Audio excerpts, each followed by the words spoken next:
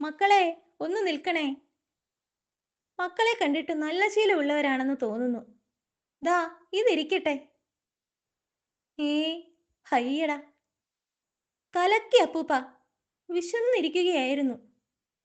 Hey, അല്ല, നടക്കുകയായിരുന്നു. മക്കളൊന്ന് നിൽക്കണേ. ഏ ദേ പിന്നെ. ഇതാണോ ഈ കാട്ടിലെ നല്ല ശീലം? വൃത്തികെട്ടവര്, മര്യാദയില്ലാത്തവര്. ഏ ഒരു സാധനം കയ്യിൽ കിട്ടിയാൽ ഇങ്ങനെയാണോ നല്ല ശീലക്കാർ പെരുമാറുക? ഏ ഏ, എങ്ങനെ പെരുമാറാ? എന്തു കയ്യിൽ കിട്ടിയാലും തന്നവരെ താണ് തൊഴണം. അതാണ് നല്ല ശീലം. ഹാ, അത്രയുള്ളൂ? ദാ തൊഴുതു. വളരെ സന്തോഷം.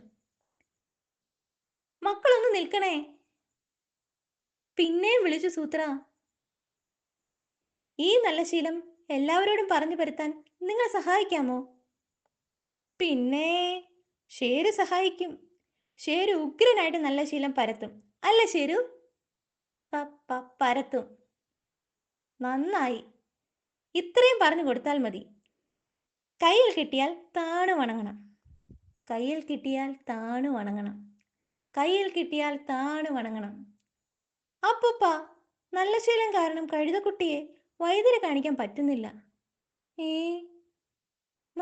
മനസ്സിലായില്ല. ആദ്യം 2 കഴുതകളെയാ ഞാൻ നല്ല ശീലം പഠിപ്പിച്ചത്. അതിനിടയ്ക്ക് അവരുടെ മോൻ കാൽ തെറ്റി വീണു നെറ്റി പൊട്ടി. മോനെ വൈദ്യരെ കാണിക്കാൻ അമ്മ കഴുത അച്ഛൻ കഴുതയുടെ കയ്യിൽ കൊടുത്തു. അച്ഛൻ മോനെ തോളിലിരുത്തി നല്ല ശീലം കാണിക്കാൻ താണു വണങ്ങി. അന്നേരം മോൻ തോളിൽ നിന്ന് പിന്നെയും മുഖം കുത്തി വീണു.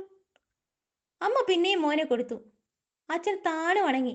മോൻ പിന്നെയും വീണു. 10, 12 വീഴ്ചയായി. ഇതുവരെ അവർക്ക് വൈദ്യരുടെ അടുത്ത് പോകാൻ പറ്റിയിട്ടില്ല. ധും.